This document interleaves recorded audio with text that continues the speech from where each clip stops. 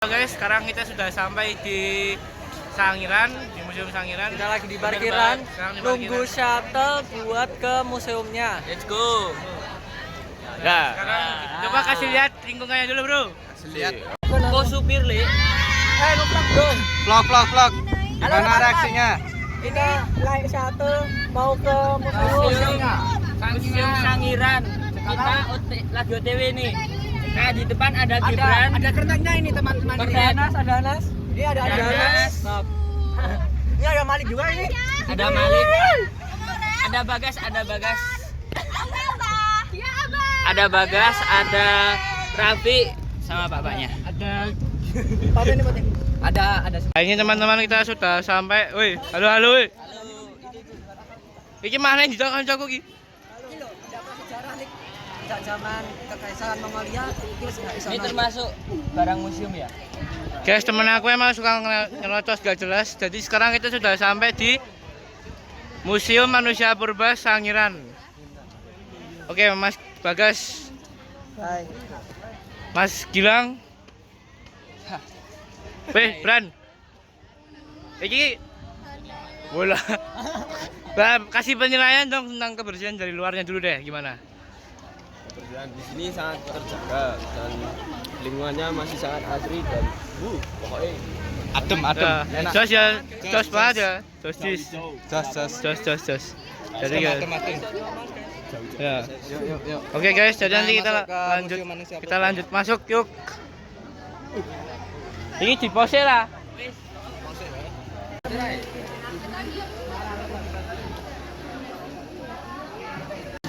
Oke guys, jadi sekarang kita sedang perjalanan buat masuk ke museumnya dan putar kamera bentar lihat seberapa ramainya.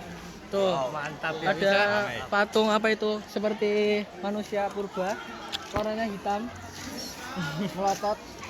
Salah. Menyeramkan. Coba ke samping kiri. Won Sangir. Bukan ya, ini bukan maksudnya kanan ini loh. Maksudnya yang itu ya? Tumbuh-tumbuhannya keragaman hatinya. Tumbuhan yang bikin suasananya jadi adem. Terus pohonnya di depan tuh besar sekali ya. Oke, mantap. Ada wet wingin, kebersihan. Wet winginnya gede banget.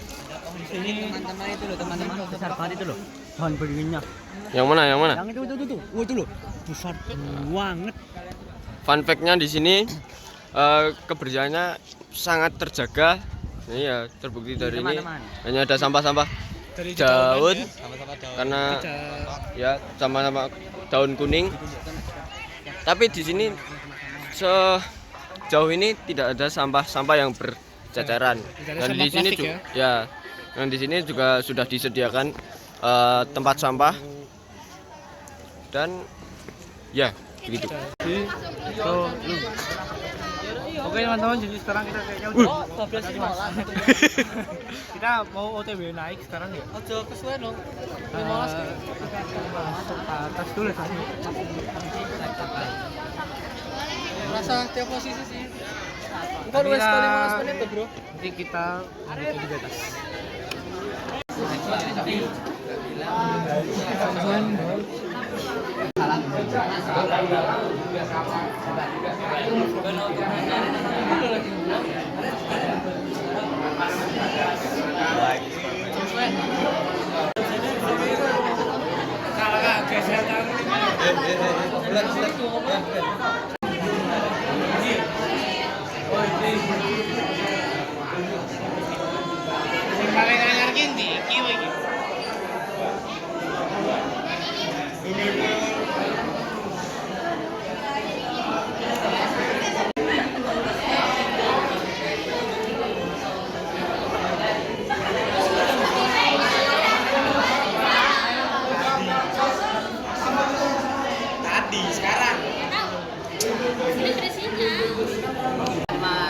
Di sini untuk display tentang artefak atau informasi itu mereka itu menggunakan lampu akan tapi cukuplah untuk menerangi misalnya. Kalau yang sudah itu untuk memberikan sedikit pencahayaan pada artefak yang mereka temukan atau mereka dapatkan selama eksplorasi. Jadi di sini aku sedikit mendapatkan apa yang saya bikin hari ini. Yang menurut aku menarik itu ada Itu teori evolusi. Untuk teori evolusi sendiri pertama ya teman-teman digagas sama para ilmuwan. Sejak zaman Yunani ya. Tapi pengajian lebih dalam itu baru dimulai sejak awal abad 12. Pokoknya yang evolusi Alfred R. Wallace tahun ya abad 18 kalau di tahun Darwin ya teori evolusi di bukunya yang ini terus kalau misalnya Alfred R. Wallace yang dianggap pencetus teori evolusinya bersama Darwin. Bukunya dikenal tuh The Malay Archipelago. Mana yang ini ya? Ada di sini bukunya? Enggak ada deh. Di sini bukunya Origin semua ya? ya. Origin Jadi yang kalau saya lihat dari tadi di bawah itu kan rata-rata bukunya ada rata-rata bukunya Charles Darwin. Karena emang dia terkenal sama teori evolusi. Begitu teman-teman. Lanjut ke selanjutnya ya. Ya nggak lama. Ini kita ada para penulis teori evolusi. Kita mulai dari sini. Musik itu bersama aja. Ya. Thomas Huxley, ahli biologi Inggris dalam pendukung utama Charles Darwin.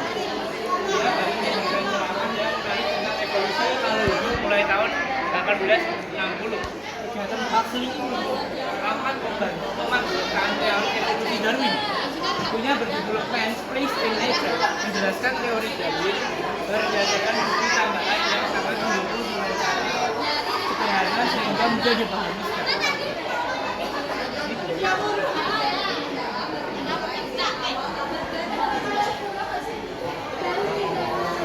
Tadi itu salah satu contoh dari ini ya, penerus teori. Terus di sini di kanan kita ini ada Ernest Haeckel, aku bahasa Inggrisnya gimana ya? Haeckel. Terus ini ada Gregor G. Mendel. Ya sama seperti ini Thomas Huxley, mereka adalah salah sekian dari yang meneruskan teori evolusi. Itu teman-teman. Terima kasih. Selain menggunakan pencahayaan yang menghemat energi ya, di tempat ini pun juga terlihat lantai bahkan terbulat, bahkan kebersihannya pun terjaga, tidak ada sampah. Dari awal masuk Dari awal masuk ada sampah sama sekali ya. Dari pertengahan jalan itu benar-benar sampahnya itu nol. Nah, mungkin hanya sampah daun-daun saja. Itu kan di luar musim. Jadi ini menandakan bahwa kemudian musim ini itu masih terjaga, relatif masih ya bersih lah untuk kita. Oke teman-teman, jadi selain lampu yang digunakan untuk menerangi artefak-artefak itu, di situ ada sebenarnya lampunya. Tapi kenapa dimatikan? Karena kan sudah dapat pencahayaan dari luar. Otomatis untuk melakukan penghematan energi, maka lampu yang ada di sekitar sini itu dimatikan supaya mengurangi penggunaan listrik di keseharian museum ini. Teman-teman dari sini kita ada di display ketiga. Aku pengen jelasin tentang Elizabeth Day. Jadi dia ini sama dengan patung antropologis. Elizabeth itu menjadi seorang ahli yang terkemuka dalam proses rekonstruksi bom ini yang cermat. Dia dikenal sebagai pelukis, patung, sekaligus ahli dalam anatomi komparatif. Dia itu menggabungin penelitian ilmiah, inovasi teknologi dan seni sebagai upaya menghidupkan kembali nenek moyang kita. Dari sampai bekerja keras tentang manusia yang spesifik dengan informasi yang sedikit dari tinggalan fosil manusia. Yang tahu udah lama banget.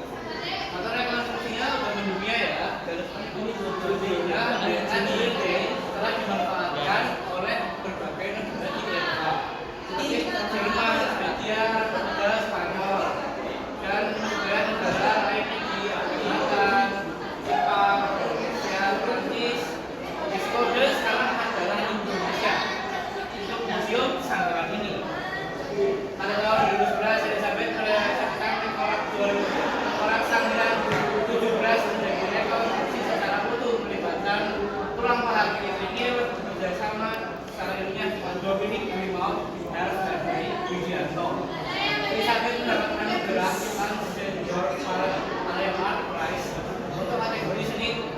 Jadi pada tahun 2010